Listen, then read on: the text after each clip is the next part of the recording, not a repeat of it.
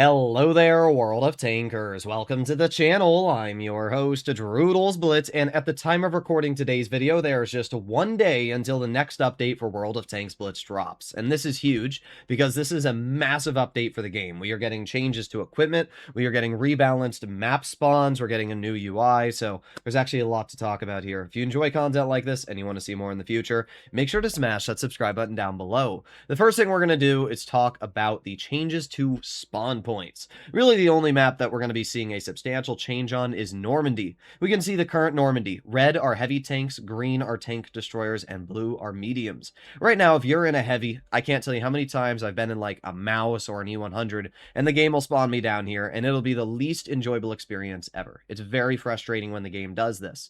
Next update, you are no longer going to be able to spawn in your heavy at the bottom of the map. You're only going to be able to spawn at the top. This is a huge change, and it's a massive beneficial change. So I'm very happy about that. However, something that is a negative is I do think the tank destroyer spawns previously were better. Previously, the TD spawns were in the center. Now they're split on the left and the right. The problem is if you're in a Jagdpanzer, an E3, or, just a very slow, heavily armored TD, and you spawn over here, now you got to climb all the way up. I get it. Wargaming wants you to be able to drive over to the TD spots on the left and the right, but why not just put people in the middle? Then they can make the decision on their own, right? Should have kept that the same Wargaming.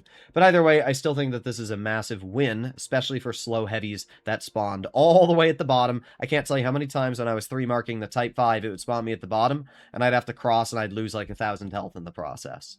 Then we arrive over to the other spawn of Normandy, and we can see it's the exact same thing. We got two TDs here, and then the heavies are on the heavy side and the mediums are on the medium side. I'm happy that Wargaming is at least listening to criticism and fixing some of the issues.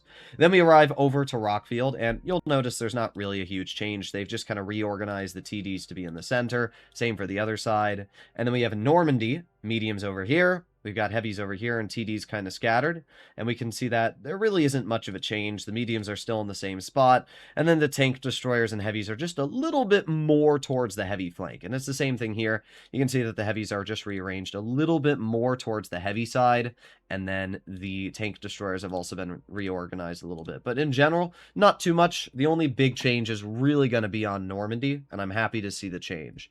Next, we have more useful information. You can now see shell velocity for each type of shell on the upgrades and ammunition screens. And we can see that right here. Shell velocity 850, 800, and 720. This is actually very nice, especially for people that don't use, third-party websites like Blitzkit to look at every single vehicle statistics and the shell velocity. It is quite nice. I doubt that it's going to be changed. Like if you're putting on Supercharger, I doubt it's going to show the changed value, but I guess we'll find out. Either way, it is nice to see that we are going to be noticing a change on shell velocity. Fewer clicks. Premium and collector vehicles now start at the first rank right away. There's no need to open the rank screen manually and claim a rank. That's actually nice. That is kind of annoying when you get a new vehicle and you have to press claim rank. It's not like the end of the world, but it is kind of nice. We have new loading screens. All maps now feature updated loading screen pictures before rolling into battle, so we can see some of these loading screens here. It's not obviously going to make any difference into your overall capabilities, but I guess it's nice that we do have some new loading screens because they've been quite outdated. Balance changes. We have some big changes here in terms of balance. So first of all, the M103 getting a 1 km/h top speed buff and getting better terrain crossing capacity. We can see its upper plate is getting about 10 millimeters better. The turret's getting a bit stronger, 137 to 145, 127 to 152. In general, the M103, it's still going to feature weak points, but it's going to be substantially better than it previously was. The Super Pershing is getting a 0.2 second faster reload, and it's getting improved engine power boost. Also, the upper plate and lower plate are getting a 5mm buff. That's actually a big buff because the Super Pershing has spaced armor and then normal armor behind it. Spaced armor getting stronger means that heat shells are going to struggle to cut through this vehicle even more than they already do. So yeah, it's actually going to be getting quite a bit better in that regard. T-28 prototype is getting a 2 km/h speed buff, and it's actually going to have really good armor. The lower plate is going from 152 to 214. The mid plate is going from 203 to 238. Side armor is going from 150 to, or not 150, 50 to 165. Turrets going from 127 to 203, and the hatches are going from 80 to 120. Honestly, I think the T-28 Proto is going to be really dangerous next update. The armor is genuinely going to be strong. And when you pair that with a really dangerous gun, I'm excited to try it out. VK168 is getting better. Unfortunately, it's still going to be pretty bad. Its top speed is going from 20 to 25, which is nice. Unfortunately, the armor buffs just don't really seem to be enough. The lower plate is still going to be huge and massive. We are getting a buff on the sides from 67 to 92, but it's still really not that much for a German super heavy. And the hatch is still only going to be 160 thick. Like Wargaming, that hatch should be like 300 thick. You should have to load gold if you want to pen that hatch. But yeah, the turret's not getting any better either. I still think the VK168 is going to be pretty bad, and I wouldn't recommend buying it or playing it, apart from maybe the first couple times to see how it is. Tortoise is getting better armor. We can see that it's going from 192 to 208 on the superstructure and the hatch, and the other side is going from 228 to 240 and 254 to 260. So it's getting slight buffs overall. It's going to make it a little bit better against tier 8s, but against tier 10s, you're still probably going to be cut through. France, we have the Lorraine 50-ton. It's getting a better reload by about half a second, and its dispersion is getting worse, which is kind of interesting. When it comes to the armor, its upper plate is going from 90 to 110, and then the center bit is going from 90 to 100. I don't really think the armor changes are going to make much of a difference, but I do think that it getting more DPM will be nice, and it'll allow the tank to be just a little bit better. The FCM is getting about a 20mm buff to the upper plate. It's getting better aiming time and a better top speed. I'm actually really interested to see how this thing's going to perform, so I guess we'll see there. ST62 version 2 is getting more hit points, 1400, which is actually a lot for a medium. That's going to make it probably the highest hit point medium in tier 8.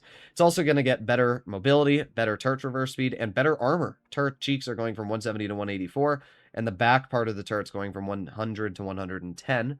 IS-3 Defender's getting 50 more hit points. It's getting a half a second taken off of the shell reload time, and its magazine reload is also going to be getting about 2 seconds faster, and a flat better aiming time. Honestly, the IS-3 is just getting a massive buff. It's going to be quite crazy. The 112 Glacial is getting a much better aiming time, going from 7.1 to 5.7. Its top speed's going to 34, and its reload time is also getting better. I'm actually really interested to see how the Glacial is going to perform. 59 Patton is going to have a higher top speed at 55. It's going to have a better power to weight. Its average damage is going up by 10 and 15 on the premium.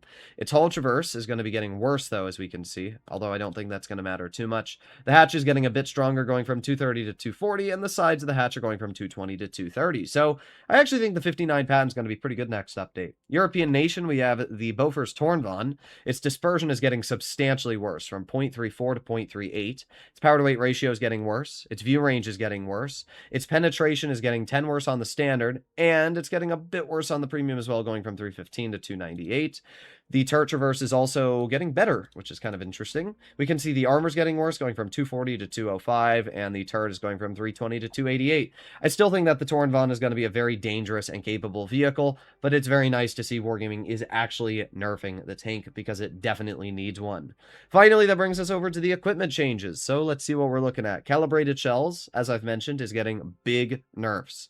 AP is going from 8% pen to 6% pen. APCR is getting a buff, going from 5% to 6%, the same as APCR, as it always should have been, Wargaming.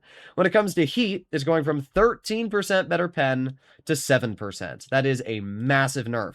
And then high explosive is going from 8% to 7%. So not really a huge change there with high explosive. But in general, yeah, we're looking at much, much worse pen for heat. That's really the only change here. AP, APCR, and high explosive aren't changing too much, but vehicles that fire heat are going to be looking at substantially less pen, which I think is a good change. I think that it's time for heavies to finally have their shine. Even if heavies are even too strong, I'd rather have a meta where heavies are too strong than meta where mediums and turbo battles exist. We have Camouflage Net, which is getting nerfed. Thank you, Wargaming. It's going from a 7% buff to a 6% buff and a 10% buff to a 7% buff when stationary. What that means is if you're driving a tank destroyer in the past, sitting still, you would have had a 20% camo buff. Now you would have a 14% buff. It's still a lot, but it's a lot less than it would have been, so I'm very happy about that. I mean, tank destroyers are still going to have good camo, but I think that this is a much better situation. Enhanced gun-laying drive is getting a slight nerf, going from 15% to 12%. Enhanced armor is getting a buff, going from 3 to 4. Improved assembly is giving you more health, going from 4 to 5. Improved control, you're going to get slightly better traverse speed, and engine accelerator is going to be giving you slightly better power to weight ratio. As you can see, it's going from 5% on heavy tanks to 6%. On mediums and lights, it's going from 4% to 6%. and on tank destroyers, it's going up to 6% as well. So that's pretty nice. V-stabs, bonus accuracy when on move, is going from 12% to 17%, and refined gun is going to go from 15 to 11%. I think that all of these changes are honestly good. I do think that maybe they should have given V-stabs a little bit better of a buff, like 20%, but either way, it's nice to see refined gun getting nerfed. It's nice to see V-stabs getting better. I'm happy about improved assembly. I honestly think that all these changes are going to be for the betterment of the game. We have consumable delivery system, which is also getting buffed. Bonus to cooldown speed of consumables and abilities going from 12% to 17%. That's actually pretty nice. So yeah, honestly, we have a lot of changes here. And I think for the most part, these changes are very good. Heavy tanks are going to be much better, right? Heavy tanks that rely on armor are going to be getting more bounces than they previously would have in the last update.